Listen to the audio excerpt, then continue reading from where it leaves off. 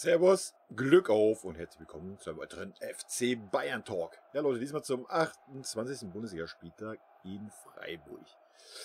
1:4 gewonnen. Oder doch 2:0 verloren, wer weiß das schon so genau.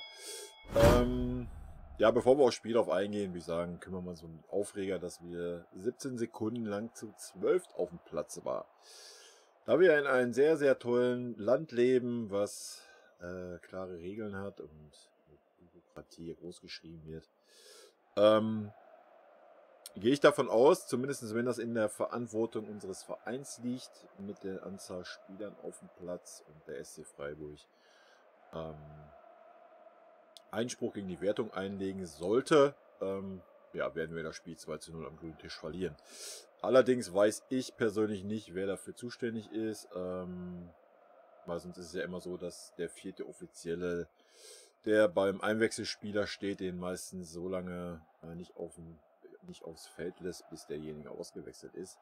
Ich weiß jetzt nicht, wer da in der Verantwortung ist, laut Regelwerk, ich habe keine Ahnung. Sollte das der Verein sein, also wir und Freiburg, sollte Einspruch einlegen, ja, wird das Spiel 2:0 gegen uns gewertet, auch wenn es nur 17 Sekunden waren, bin ich mir relativ sicher. Sollte Freiburg keinen Einspruch einlegen, wird wahrscheinlich nichts passieren. Ja, wie gesagt, ich weiß nicht, wer dafür in der Verantwortung steht. Wenn es der Verein ist, ja, dann kann das wirklich passieren, dass es dann 2:0 gegen uns gewertet wird. Auch wenn es nur 17 Sekunden waren, selbst wenn es nur 3 Sekunden gewesen wären. Ich weiß auch nicht, warum dann das Spiel irgendwie 8 Minuten unterbrochen war. Das war halt auch, I don't know, auf was haben die jetzt gewartet? Habe ich nicht wirklich verstanden, weil ja, Coman war dann nach den 17 Sekunden vom Feld. Weiß ich nicht. Deswegen keine Ahnung. Wir werden sehen, was passiert. Ich kann nichts dazu sagen. Ich gehe jetzt einfach ganz normal aufs Spiel drauf ein. Wir haben 4:1 gewonnen. Wir haben ein durchschnittliches Spiel gesehen, würde ich sagen. Teilweise war es schon interessant, teilweise war es auch ein interessantes Spiel war es schon, aber es war teilweise halt auch ja, viel, wie soll man sagen. Also man hat schon gemerkt, dass wir auch ein bisschen mehr auf Sicherheit aus waren. Freiburg sowieso. Freiburg war defensiv ausgelegt und auf Konter. Und bei uns hat man schon gemerkt, dass wir auch ein bisschen zurückhaltender waren. Wir haben ganz gut gespielt auch ganz gut angefangen. Aber wir tun uns immer schwer bei den Spielen nach den Länderspielpausen. Ja, das sollte man als Bayern-Fan wissen. Da tun wir uns einfach schwer. Deswegen bin ich hochzufrieden mit dem Spiel. Ich habe mit dem 2:1 gerechnet, dass es eine knappe Kiste wird, dass es dann am Ende so klar vom Ergebnis her wurde. Das Spiel war nicht wirklich so klar. Wir waren die klar bessere Mannschaft, keine Frage. Wir haben klar mehr Spielanteile gehabt. Gucken wir auch gleich mal in die Statistiken, ob das auch wirklich so ist. Aber nach meines Erachtens schon. Aber es hat aus dem Spiel heraus einfach nicht... Es waren keine Ideen da. Es war einfach keinerlei Idee da. Der Einzige, der ein bisschen Gas gegeben hat, war Coman. Aber auch nicht so stark, wie er schon mal war. Aber er war noch der Beste in der Offensive. Er hat da noch ein bisschen was versucht. Ansonsten durch die Mitte hatten wir gar keine Ideen. Sané war Totalausfall mal wieder. Ja, und von Müller war auch nicht viel zu sehen. Levi, ja...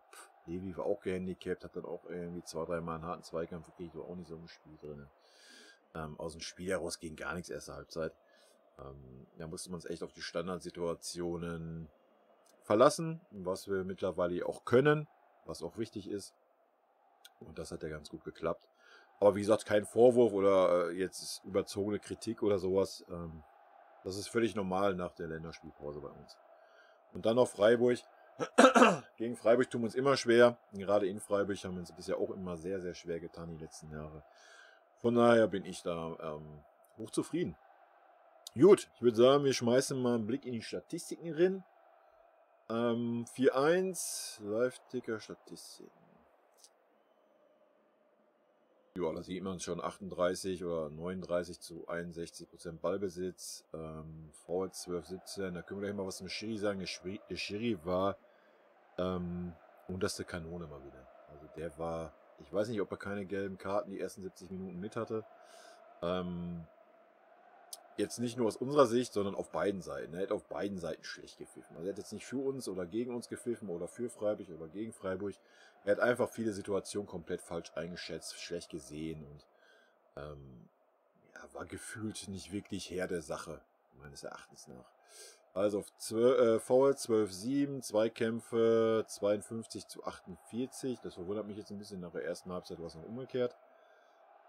Schüsse aufs Tor 3-10, Schüsse insgesamt 8-21. Ja, Alter, 21. Selbst die 10 aufs Tor, Junge. Da war Ecken 1-6. Angekommene Pässe, ja. Flanken 12-14, ausgeglichen. Schüsse insgesamt, Coman 3, Sané 2, Goretzka 2. Torschussvorlagen, Opa, Kimmich, Gnabry, gewonnene Zweikämpfe, Goretzka 7, Kimmich 6, Hernandez 4, Ballkontakte, Opa 114, Hernandez 102, Kimmich 102 und gefoult worden. Können wir uns gleich mal schenken. Ja, mit den die Zweikampfwerte überraschen mich gerade ein bisschen. Wie gesagt, erste Halbzeit war es noch andersrum. Ich habe jetzt die zweite Halbzeit eigentlich nicht... ja, mach mal Abo-Like rein hier. Habe ich jetzt eigentlich nicht so schlecht gesehen. Von unseren Zweikampfwerten her. Ja, keine Ahnung, was da los war. Gut, ich würde sagen, wir gehen mal auf die... Neuer will ich heute eine 3 geben. Ja, war nichts Wildes. Erste Halbzeit hat er fast gar nichts zu tun gehabt. Da ist er fast erfroren. Ja, ansonsten die paar Laschi-Dinger, die auf sein Tor kamen, die hat er gehabt. Bei dem Gegentor konnte er nichts machen. Hat der Petersen gut gemacht. Mega gefreut für Nils. Aber auch nur, weil wir gewonnen haben, hätten wir deswegen 1-1 gespielt. Ich bin nicht gefreut für Nils. Aber ansonsten mag ich ihn. Lucas Hernandez, ja, hat es auch ordentlich gemacht, fand ich. Hat hinten auch noch immer den letzten Biss kommen lassen und hat noch zwei, drei Ecken verhindert. War wieder sehr zweikampfstark, sein Rumgeschreie da, auch wenn es dann faul ist. Ja, es ist meistens ein Foul, er wird getroffen. Aber das kann er sich schenken, das Thema hatten wir schon mal. Ich würde ihn auch bei einer 3 sehen. Pavard war defensiv sehr gut, offensiv heute richtig schlecht irgendwie, weiß ich auch nicht.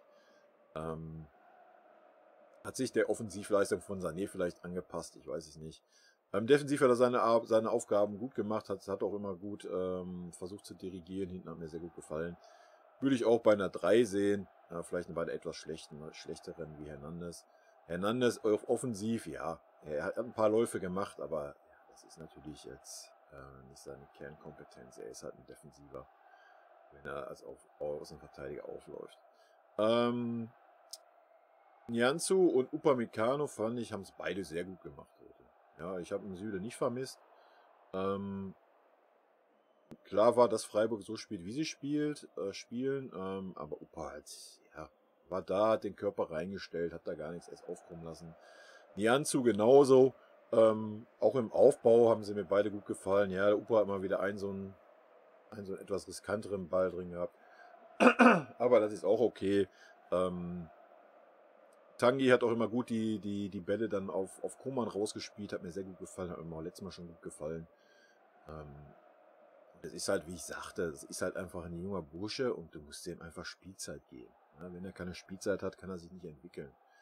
Und ich fand, heute waren beide sehr sicher. Also heute ich habe jetzt nicht irgendwie so einen großen Wackler gesehen oder die 3, 4 kritischen Szenen, die sie noch im letzten Spiel hatten. Also mir haben sie gut gefallen. Ich habe keine großen Schwächen gesehen. Ich würde beiden auch eine 3 geben. King würde ich eine 2 geben, weil er einfach der aktivste Offensive war. Ja, muss man einfach so sagen, weil der Einzige, der ein bisschen da Gas gegeben hat, hat auch noch sein Tor dann gemacht. Was mich sehr gefreut hat, hat er sich verdient. Kimmich sehe ich auch bei einer 3. Hat doch gut auf die Socken gekriegt heute, muss man fairerweise auch sagen. Hat aber gut dagegen gehalten, hat seine Sache gut gemacht, defensiv, wo er dann die 5 Minuten oder 7 Minuten als rechter Verteidiger gespielt hat, war er Note 6. Also was er sich da geleistet hat für Bälle, auch gerade den einen Ball da in der Mitte, woraus auch die Torchance kam für Freiburg. Das war eine Frechheit, also.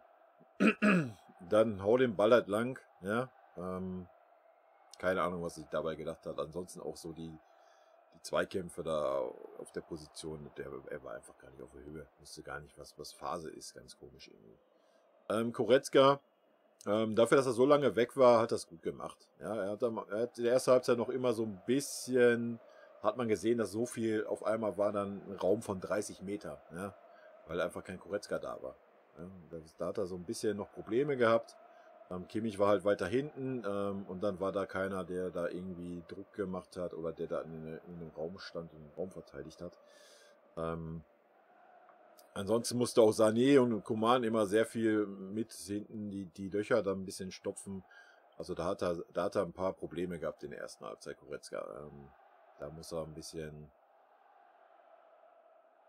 schlauer oder ein bisschen besser seine Position finden. Aber ja, nach so langer Zeit ohne Spiel, denke ich, kann man damit leben. Ansonsten, er hat sich in die Zweikämpfe reingehauen, hat alles versucht, wie immer. Hat sich super gefreut über das Tor, hat man gesehen, und habe mich gefreut, dass er das Ding gemacht hat. Wie gesagt, war so ein bisschen durchwachsene Leistung. Ich würde ihn aber auch bei einer 3 sehen. Den einzigen, den ich heute ein bisschen abfallen sehe, ist Sané, dem will ich eine 4 geben. Ich weiß nicht, ob die rechte Seite verflucht ist einfach, obwohl es der Gnabry dann sehr gut gemacht hat, wo er reingekommen ist, muss man ja auch mal sagen. Aber da hat er natürlich auch die Räume gehabt, das muss man fairerweise auch sagen, weil Freiburg natürlich ein bisschen mehr Druck gemacht hat, ein bisschen aufgemacht hat, aber ansonsten Sané hat sich wieder super schwer getan. Dribblings, ganz selten mal ein Dribbling gewonnen, viele technische Fehler wieder. Ja, wieder so seine Anfangszeit bei uns. Ich weiß es nicht, ob man nicht konzentriert ist, ob man keinen Bock hat. Ich habe es nicht verstanden. Mich hat es gewundert, dass er so lange auf dem Feld stand, sag ich ganz ehrlich. Das war heute so ein bisschen Gnabry-Style, was Sané gezeigt hat. Wie der Gnabry so vor 2, 3 Monaten performt hat. Heute hat das sehr gut gemacht, kommen wir gleich noch zu. Also Sané will ich bei einer 4 sehen, war jetzt nicht super schlecht, hat auch wieder viel mit nach hinten gearbeitet und so, aber nach vorne einfach, ja, weiß ich nicht. Entweder hast du vom Pech verfolgt oder was, ich weiß es nicht. Wie gesagt, so viele technische Fehler, kein Dribbling mal irgendwie durchgesetzt oder so, ganz komisch. Hat es natürlich immer wieder versucht, ja, da muss man auch sagen. Hat aber auch 2, 3 Mal den Kopf hängen lassen, wenn dann der Ball nicht so kam, wie er brauchte, wollte oder wie auch immer. Das hat mir nicht ganz so gut gefallen, aber ja. Ich denke, er ist einfach auch unzufrieden mit sich selber gerade so ein bisschen, weil ich denke, er wird auch selber wissen, dass da Luft nach oben ist. Müller war sehr unauffällig heute, fand ich. Ja, war es jetzt nicht super groß positiv auf. Er hatte diese eine Chance, wo er den Ball annehmen wollte, anstatt ihn einfach irgendwie mal aufs Tor zu bringen. Ansonsten auch erst Halbzeit hat er noch so ein Ding gehabt, wo er nochmal querlegt, anstatt einfach das Ding mal drauf zu zimmern aus 12 Metern, was das war. Der ist schon in Erscheinung getreten. Dann als alleinige Spitze, ja, weiß ich nicht. Das Gefühl kann der Müller das nicht mehr, finde ich. Wo Levi dann raus war, das ist nicht Müllers Pose. Sag ich euch ganz ehrlich, also war es noch nie so richtig. Er war immer so der hinter dem Stürmer spielt. Ja. Und dann wurde er ja auch ausgewechselt. Also Müller will ich auch eine 3 attestieren, genauso wie Levi will ich auch eine 3 geben. Levi mit dem Hintergrund, dass er halt angeschlagen ist, war und wahrscheinlich auch sein wird. Vielleicht hätte man ihn von Anfang an schonen sollen. Wäre vielleicht die bessere Wahl gewesen. Also wirklich effektiv und so war er jetzt auch nicht. Hat 2, 3 Mal da gut auf den Körper gekriegt. Klar, er hat sich nicht wirklich so beeindrucken lassen, aber ich denke, irgendwo hat das schon irgendwo im Kopf mitgespielt. Ja, Süle dann die letzten 5 Minuten, beziehungsweise dann 15 Minuten mit Nachspielzeit. Ja, keine Ahnung. Habe ich nicht wirklich verstanden. Ich meine, dass er Tolisso auch wieder ausgewechselt hat, ist auch ganz komisch. Dass er Tolisso überhaupt eingewechselt hat, habe ich auch wieder nicht verstanden. Weiß ich nicht, Leute. Musiala rein, super, aber klar, Musiala hätte ich mir von Anfang an gewünscht, bin ich ganz ehrlich. Hätte man Sané draußen lassen können, hätte Musiala auch mal über die Seite bringen können. Vor allem, weil Sané ja auch mehr dann sich wieder mehr zentral gezeigt hat, wie über außen. Ich denke, da hätte es auch Musiala hinstellen können, wäre die bessere Wahl gewesen, meines Erachtens nach. Aber sei mal dahingestellt.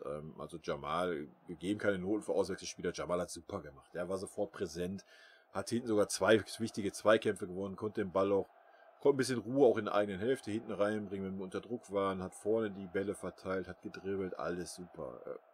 Weiß ich nicht, Du kannst so einen Spieler nicht draußen lassen. Wenn er diese Form hat, kannst du ihn nicht draußen lassen. Ganz ehrlich nicht. Das ist verschenkt. Wenn du dann siehst, was andere Leute auf dem Platz performen, kannst du Musala meines Erachtens nach nicht draußen lassen.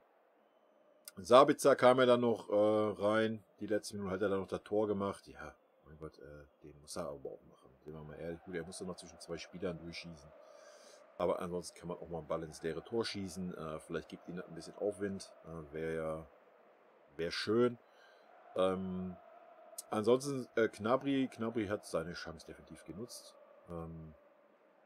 War sofort heiß.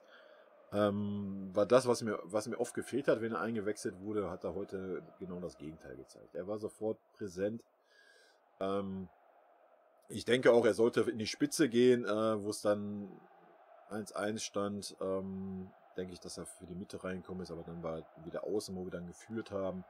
Und er hat da so viel Platz gehabt und hat den Platz super genutzt. Auch er hat dann auch ein schönes Zusammenspiel mit dem Sané, ja. Also Sané hat auch 2, 3 gute Aktionen dann noch gehabt. Aber ansonsten war Sané halt unglücklich und Gnabry war stark. Ich habe nichts zu meckern über Gnabry heute. Hat alles reingehauen und war konzentriert vorne. Ja, alles gut, würde ich sagen. Tolisso, wie gesagt, keine Ahnung. Ich habe den Wechsel nicht verstanden. Sage ich euch, wie es ist. Klar, will man einen Goretzka rausnehmen, ja, warum bringt man nicht einen Rocker? Also man bringt einen Tolisso, wo feststeht, dass er am Ende der Saison auch weg ist. Er ist jetzt auch nicht in der Hochform, wo er jetzt eine super Verstärkung ist. Ja, um dann einen Kimmich als Rechtsverteidiger zu stellen. What the fuck? Dann lass doch den Kimmich mittig, bring Rocker da rein oder bring nur Musala rein für einen Goretzka und bring Süle und stell ihn dann rechter Verteidiger. So wie es dann auch in der 85. Minute passiert ist, hätte man auch gleich machen können. Ja? Oder man hätte auch einen Rocker reinbringen können anstatt einen Tolisso. Hätte noch mal Ruhe ins Spiel gebracht. Habe ich nicht verstanden. Ich weiß nicht, beim Rocker habe ich so das Gefühl, dem will man nicht einwechseln, damit er nicht wieder Hoffnung kriegt, dass er sich vielleicht doch noch durchsetzt. So habe ich so ein bisschen das Gefühl, so die letzten Wochen, finde ich ein bisschen schade. Ich denke, er wird nicht zufrieden sein mit seiner Rolle und wird definitiv wechseln im Sommer. Und ich denke, da legt es der Verein irgendwie drauf an. So habe ich so das Gefühl, weil anders kann ich mir das nicht erklären. Jedes Mal, wenn er reinkam, der Marc, hat er ein gutes Spiel gemacht. Ja? Und warum soll man jetzt noch einen Tolisso reinwerfen? Wofür wird sie ihn ins Schaufenster stellen? Er ist ablösefrei weg im Sommer. Punkt. Und er ist jetzt nicht besser wie der Rocker oder sonst was. Oder ist in Hochform oder irgendwie. Keine Ahnung. Habe ich nicht verstanden, Leute. Bin ich ganz ehrlich, aber vielleicht stehe ich damit auch einfach alleine mit der Meinung.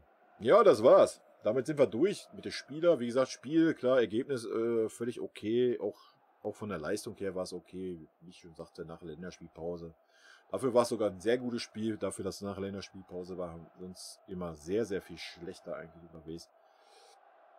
Ich bin gespannt, wie das Spiel jetzt, ob es beim 1-4 bleibt oder ob 2-0 gegen uns gewertet wird. Ich weiß es nicht. Ich habe jetzt auch nicht gegoogelt oder sowas. Ich habe jetzt auch keine Nachberichte gesehen oder so. Ich nehme das hier direkt nach dem Spiel auf. Vielleicht ist das dann schon alles hinfällig und die Aufgabe des Assistenten dafür zu sorgen, dass nicht ein Spieler vorher aufs Feld geht oder so. Ich habe keine Ahnung. Kann ich nichts zu sagen. Ich bin selber gespannt und in diesem Sinne, Leute, rot-weiße Grüße gehen raus, bleibt gesund und unter der Woche Champions League Spiel oder erst in einer Woche, ne, ist jetzt schon, ne, am 6. Jahr, genau. Also, Donnerstag, wer Bock hat, zum Champions League Spiel, meine Analyse oder Meinung, jeden mögt. Ich bin sehr gespannt. Ich denke, wird ein ähnliches Spiel wie heute mit viel Geduld werden wir aufbringen müssen und auch eine gute Balance haben müssen zwischen wie viel wir riskieren in der Offensive, aber ich fand heute mit der Viererkette haben wir es gut gemacht. Beziehungsweise es war ja oft eine Dreierkette dann mit ein paar Wahr hintereinander, das war ja mehr dann weiter vorne. Wird interessant sein. So, jetzt aber. Haut rein, bis dann. Tschüssi.